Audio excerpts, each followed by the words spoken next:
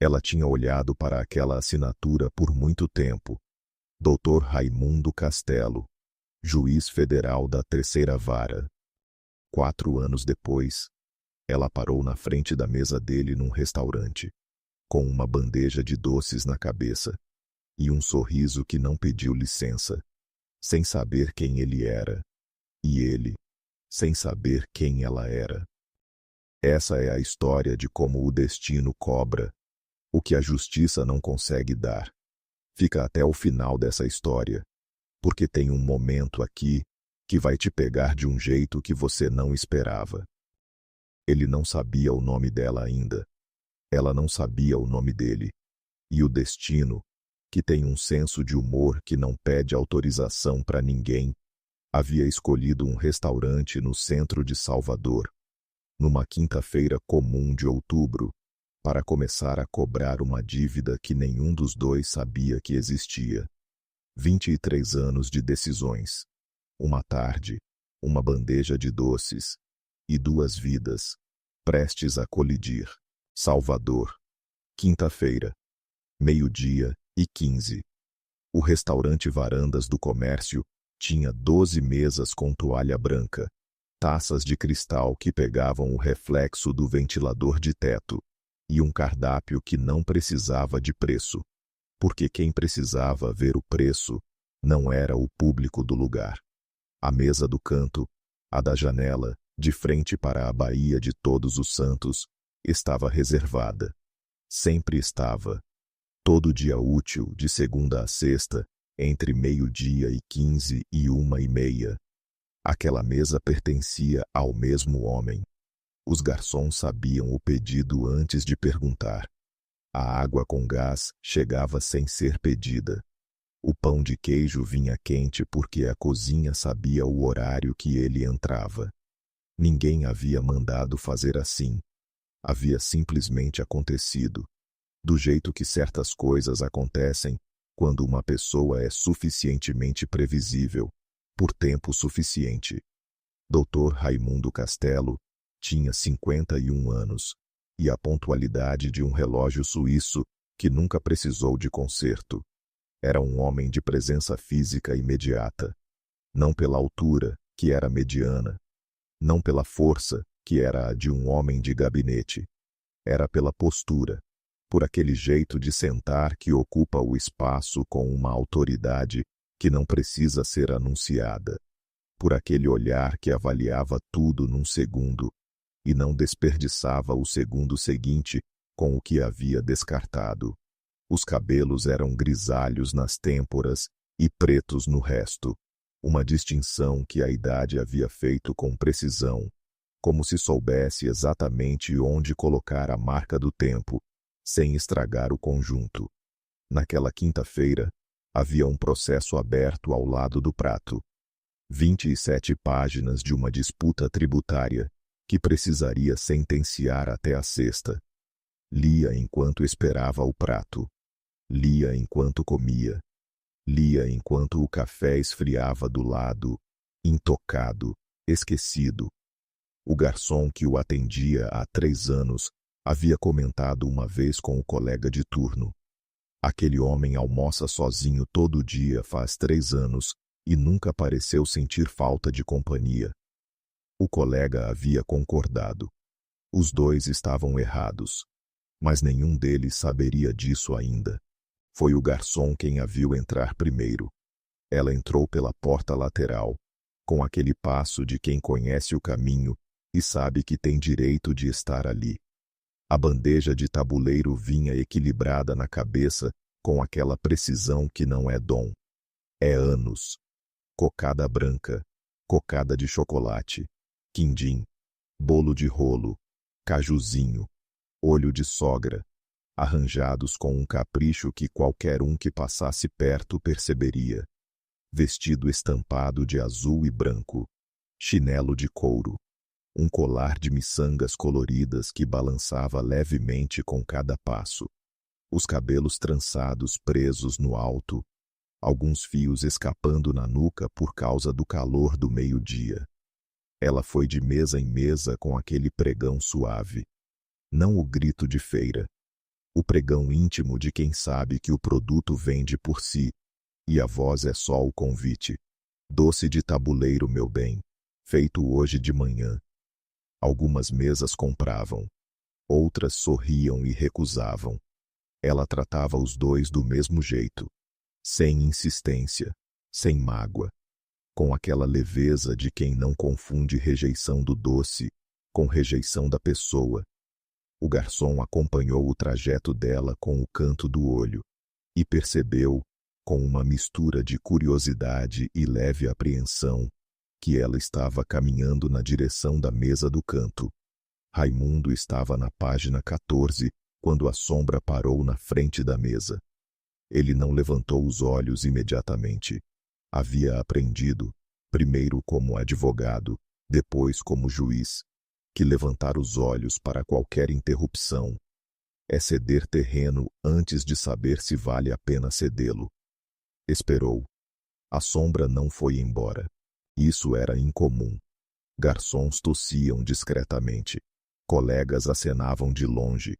Pessoas que o reconheciam na rua escolhiam não se aproximar. A sombra ficou parada, em silêncio, com uma paciência que ele, sem ver o rosto ainda, já achava curiosa. Levantou os olhos. Ela tinha um sorriso que não havia pedido licença para aparecer. Não era o sorriso de quem está vendendo alguma coisa. Não era o sorriso nervoso de quem está diante de alguém importante e sabe disso. Era simplesmente um sorriso, do tipo que existe porque a pessoa está genuinamente bem, com o lugar onde está e com o que está fazendo. Doce de tabuleiro, doutor, ela disse. A voz tinha aquele sotaque baiano que faz as palavras durarem um pouco mais do que em outros lugares. Como se cada sílaba soubesse que não precisa ter pressa. Feito hoje de manhã com mel do recôncavo. O senhor experimenta? Raimundo a olhou por um segundo. Estava prestes a dizer não.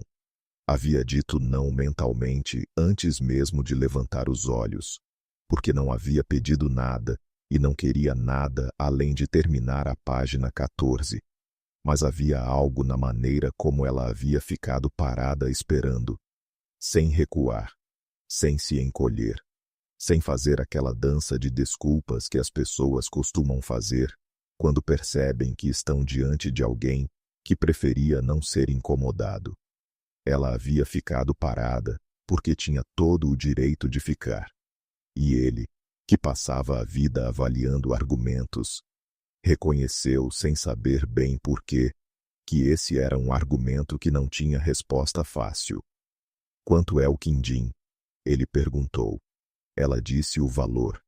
Ele colocou a mão no bolso do paletó, tirou uma nota, estendeu sem olhar o valor. Ela olhou para a nota, depois olhou para ele. O troco o senhor quer agora ou deixa para a próxima? Pode deixar. Ela assentiu, como se próxima fosse uma coisa absolutamente certa, não uma possibilidade. Tirou o quindim da bandeja com cuidado, colocou no guardanapo de pano que ela mesma trouxe, depositou ao lado do processo, sem perguntar se era ali que ele queria, e foi embora, sem cerimônia, sem olhar para trás. Raimundo ficou olhando para o quindim por um momento. Depois olhou para a porta lateral por onde ela havia saído. Depois olhou para a página 14 e percebeu que havia perdido o fio do raciocínio jurídico, pela primeira vez em mais anos do que conseguia lembrar.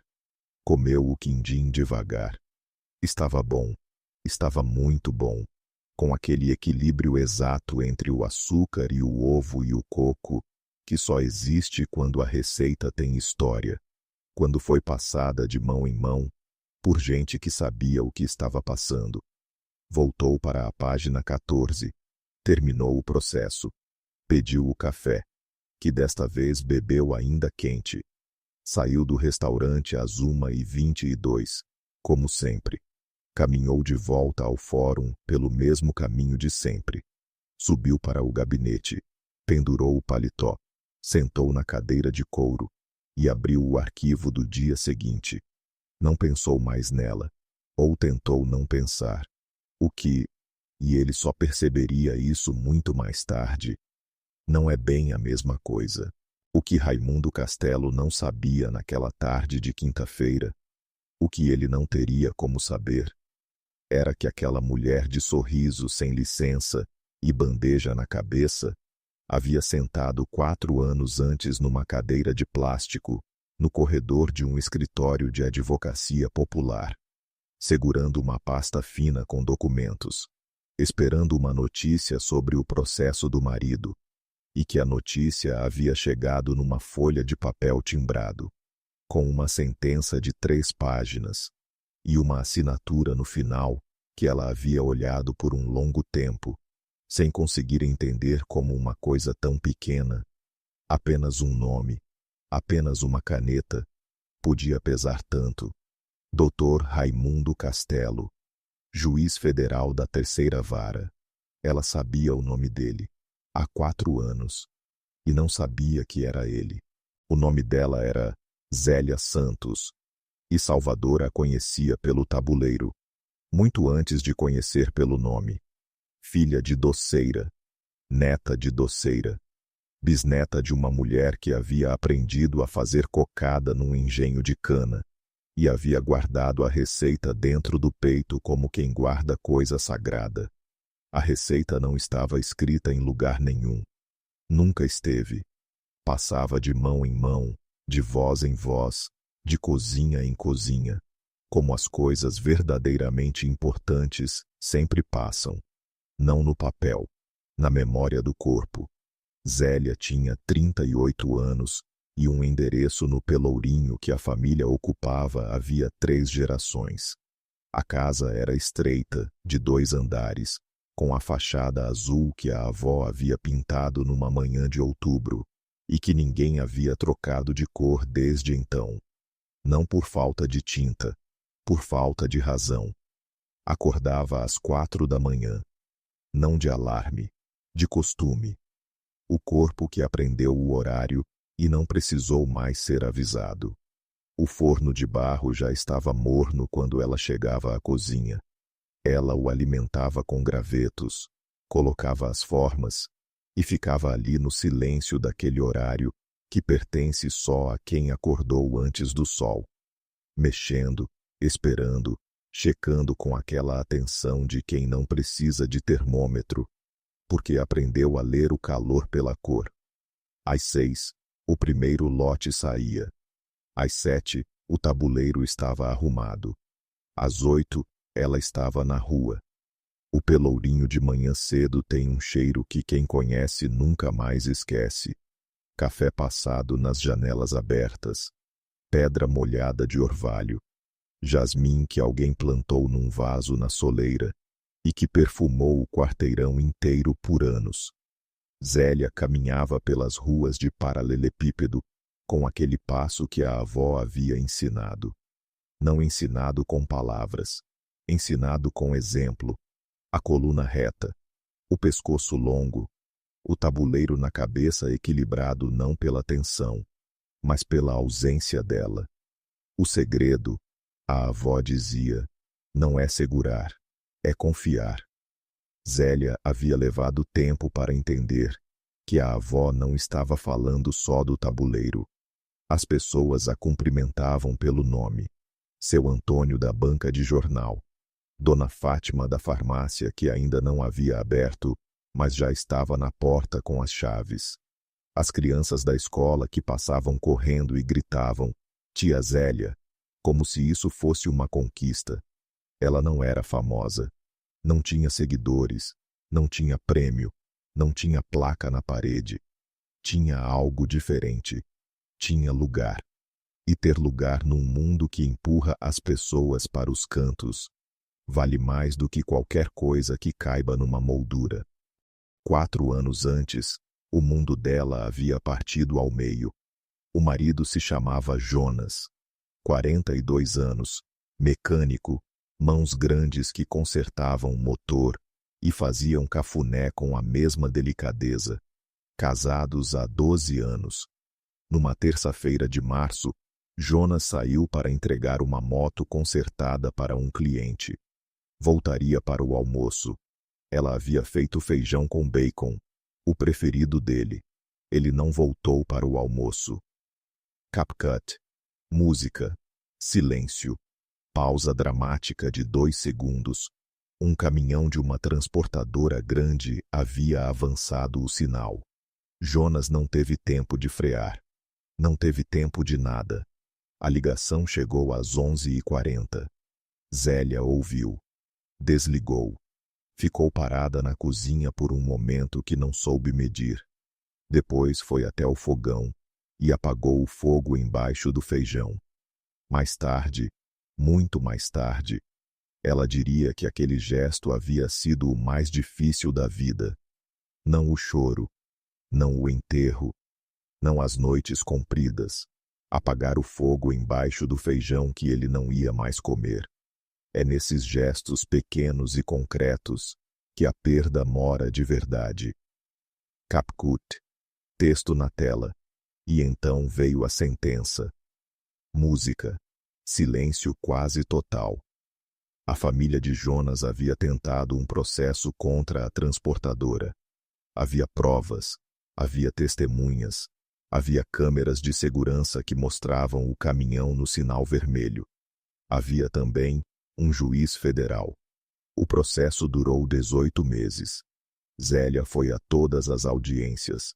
Sentou naquelas cadeiras de plástico duro, de terno escuro que ela havia comprado especialmente, com a pasta de documentos no colo, esperando por uma justiça que sentia como certa.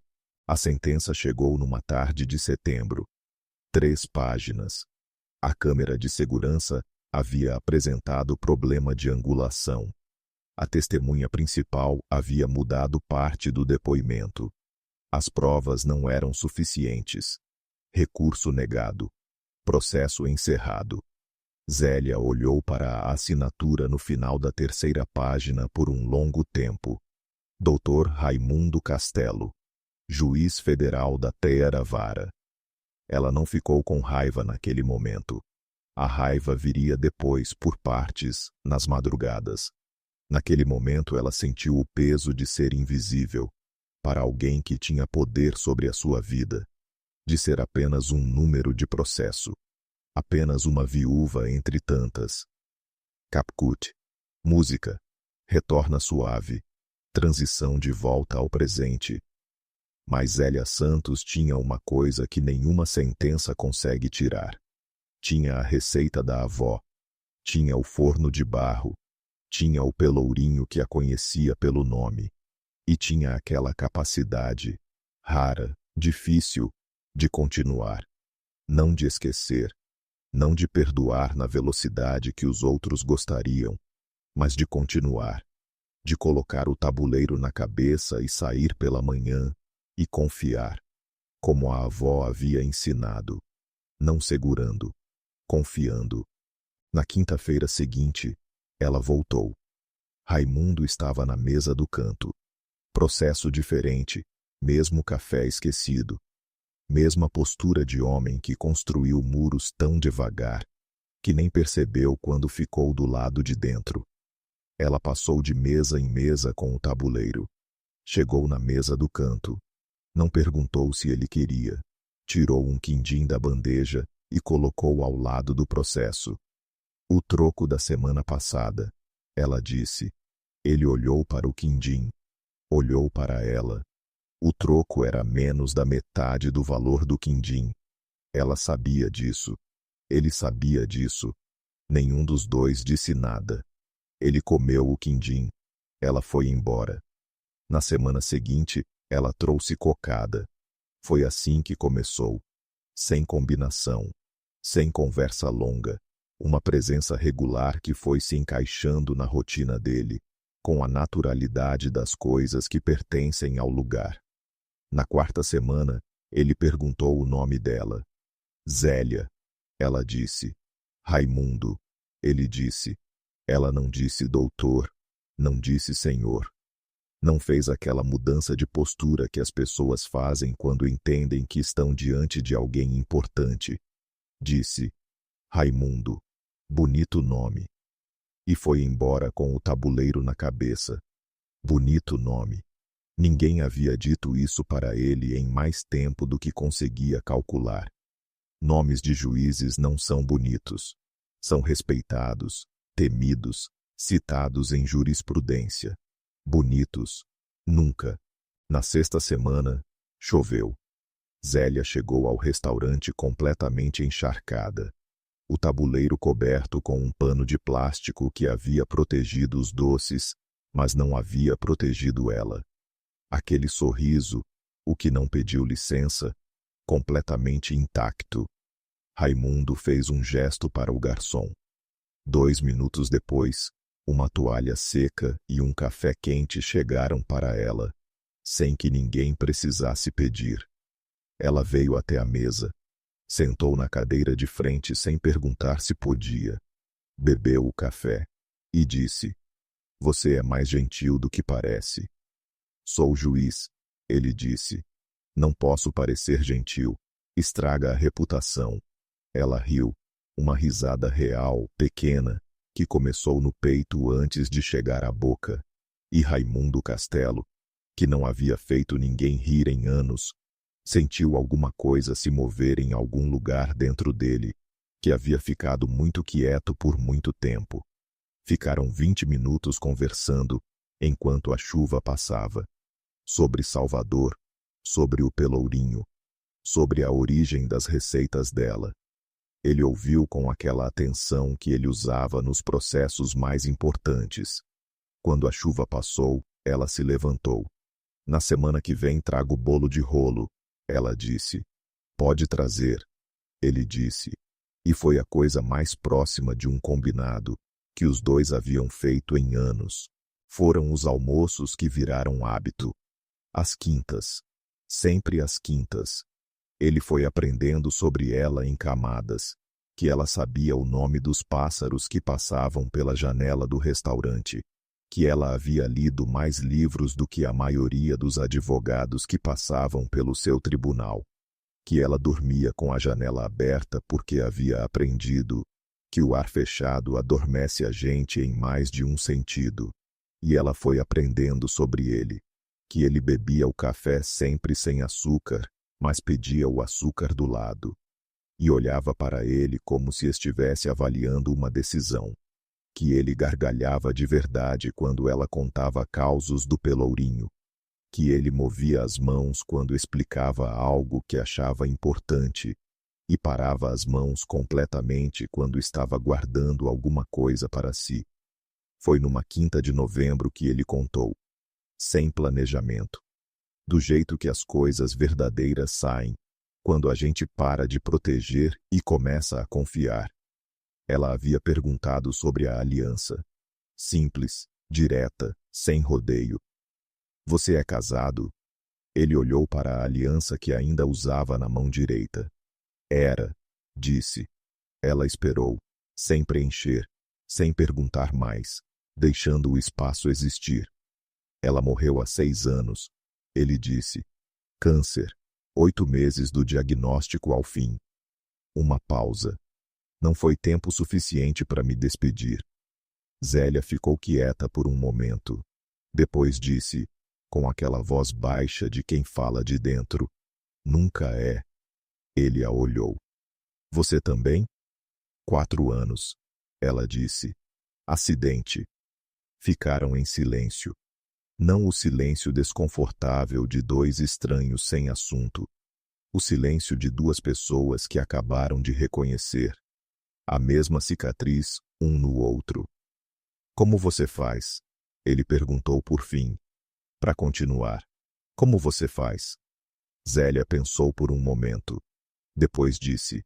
Acordo às 4 da manhã e acendo o forno.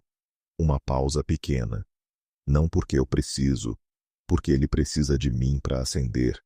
E quando uma coisa precisa de você para existir, você tem que existir também. Raimundo ficou olhando para ela por um longo tempo. Havia julgado assassinos. Havia sentenciado casos que mudaram fortunas. Havia ouvido argumentos construídos por anos de estudo.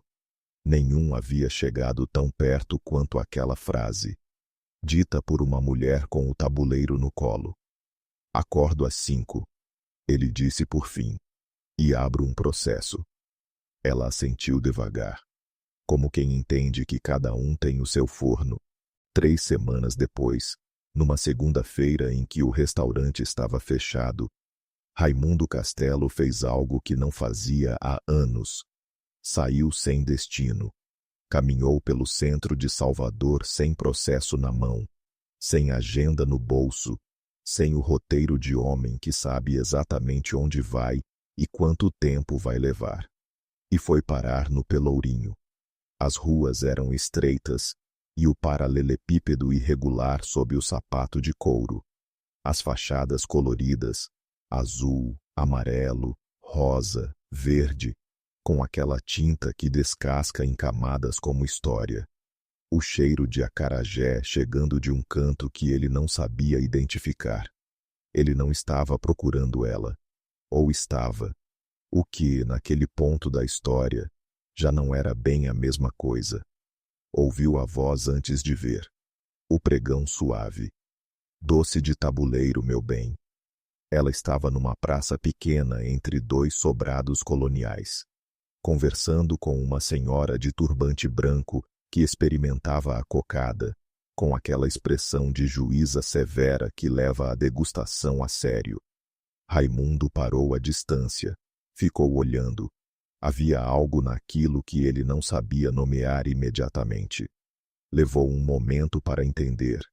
Era presença, completa, inteira, sem divisão. Ela estava ali de verdade. Não com o corpo ali e a cabeça em outro lugar, como ele havia aprendido a viver. Ali de verdade. A senhora comprou 3 cocadas e foi embora satisfeita. Zélia levantou os olhos.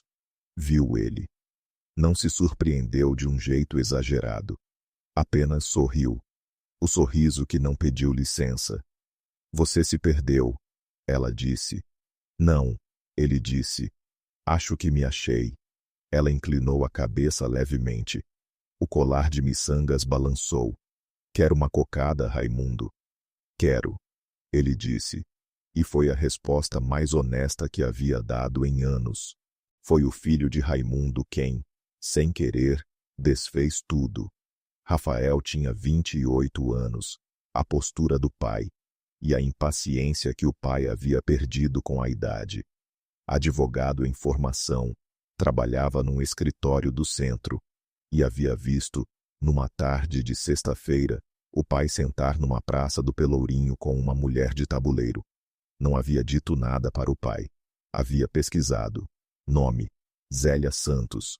Processo número 00473882 Salvador. Parte requerente: família Jonas Rodrigues Santos. Sentença: Dr. Raimundo Castelo, juiz federal da Terceira Vara. Data: setembro, 4 anos atrás.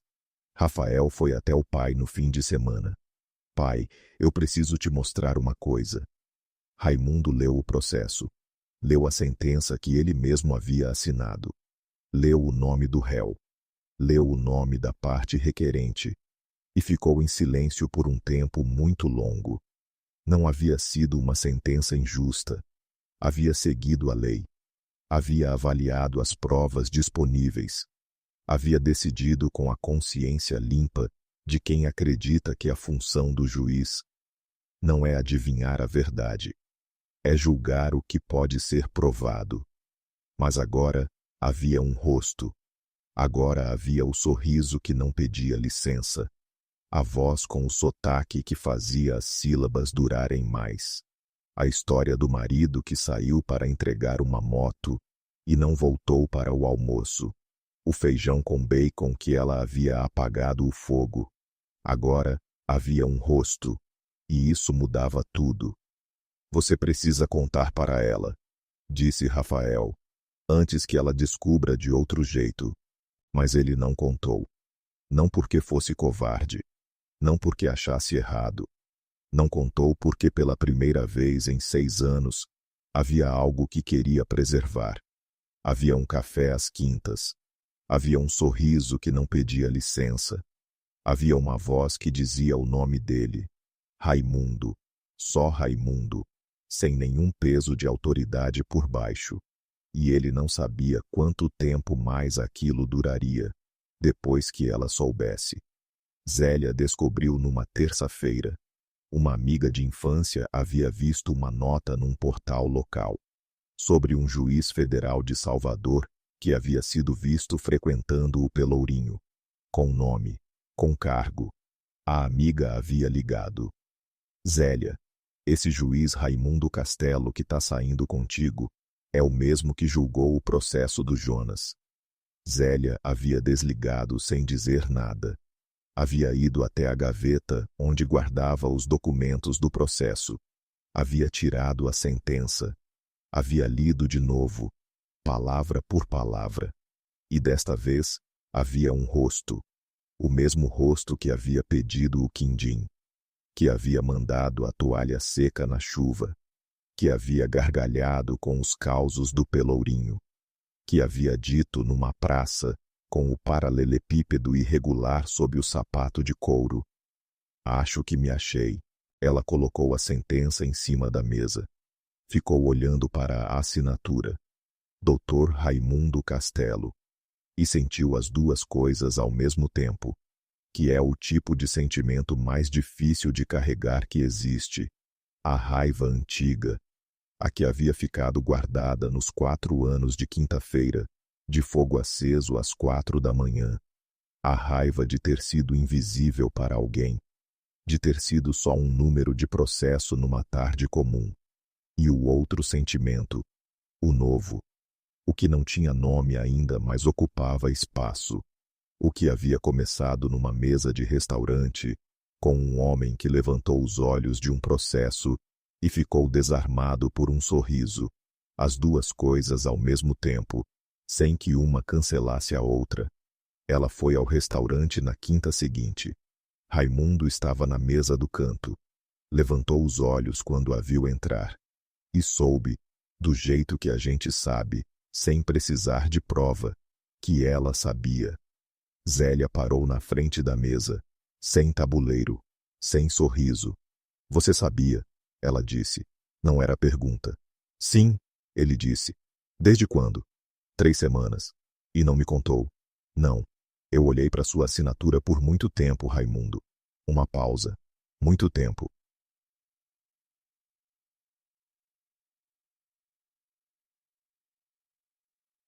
Ele não disse nada, porque não havia nada que a lei que ele conhecia de cor pudesse oferecer como resposta para aquilo.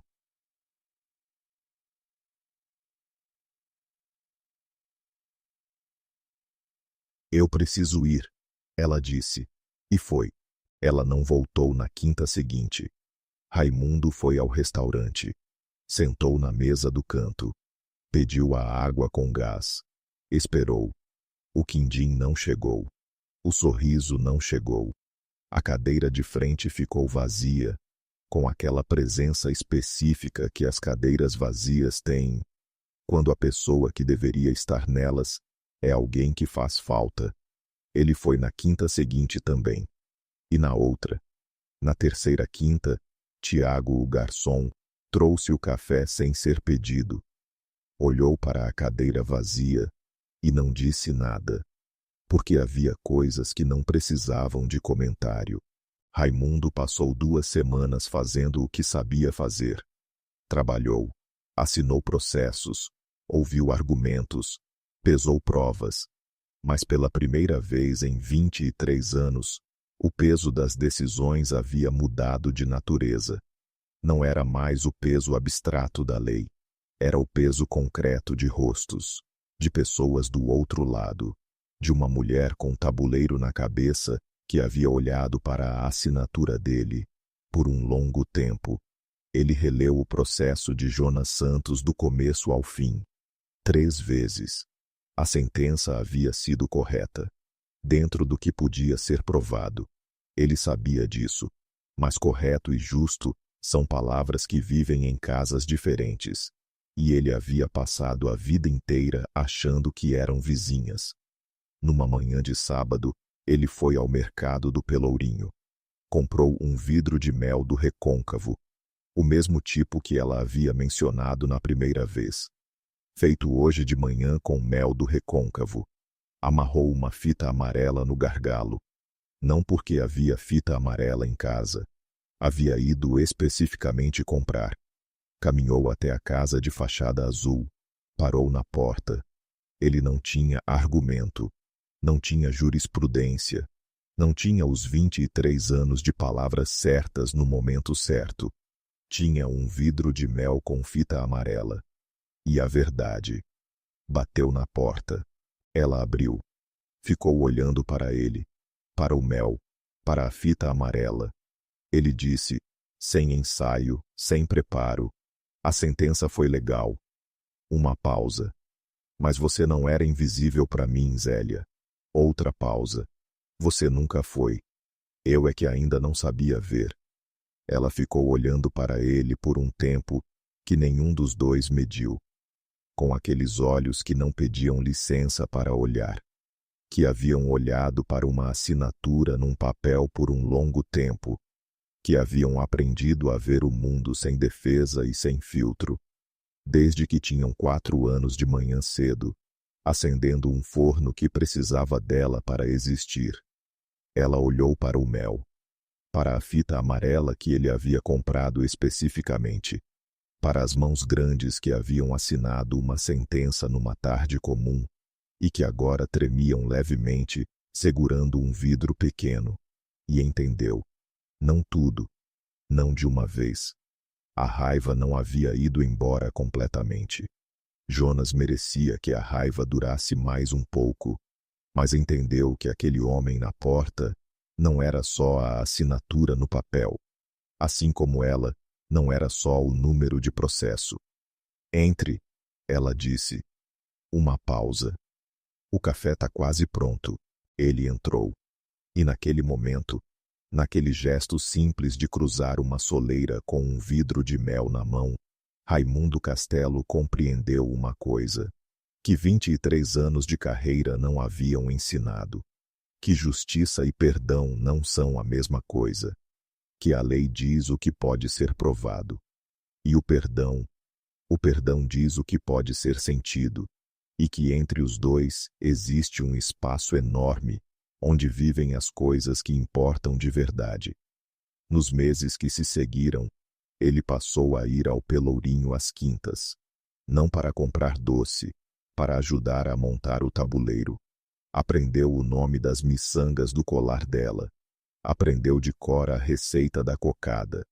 Não para fazer, mas porque ela havia contado a história da bisavó e do engenho 3 vezes. E as 3 vezes ele havia ouvido como se fosse a primeira. Ela foi uma vez ao tribunal. Sentou na galeria do público. Assistiu ele julgar. E viu, pela primeira vez com os próprios olhos, que aquele homem que assinava sentenças não era indiferente. Era cuidadoso. Era lento no sentido bom do termo. O que não tem pressa de decidir, porque sabe o peso de cada decisão. Era humano. Apenas humano. Como ela. Como Jonas havia sido. Como todos somos. Tentando acertar com as ferramentas que temos. Não foi um final de conto de fadas. A dor de Jonas não desapareceu. A raiva de Zélia não sumiu de uma vez, limpa e completa. A solidão de Raimundo não se curou num único café numa mesa de restaurante. A vida não funciona assim. A vida funciona como o forno de barro da avó. Devagar, com o calor certo, com a paciência de quem sabe que a massa precisa do tempo que precisa, e não do tempo que a gente gostaria que ela precisasse.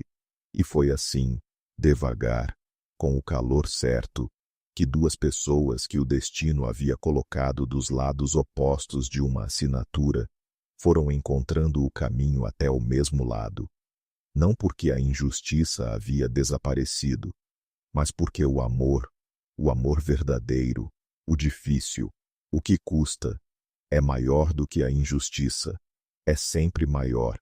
Numa manhã de fevereiro, com o pelourinho florido de bandeirolas de festa, Zélia Santos arrumou o tabuleiro. Cocada branca, cocada de chocolate, quindim, bolo de rolo, tudo no lugar, com o capricho de sempre. E do outro lado da mesinha dobrável de madeira, havia um homem de 51 anos, aprendendo a fazer laço de fita amarela num vidro de mel, com aquela lentidão honesta de quem está aprendendo de verdade. Assim não, ela disse, e veio com as mãos sobre as mãos dele, mostrando, devagar, como se ensinar fosse a coisa mais natural do mundo. E ele deixou ser ensinado, pela primeira vez em 23 anos. O juiz mais temido da comarca deixou ser ensinado. Ele que havia passado a vida pesando o que podia ser provado.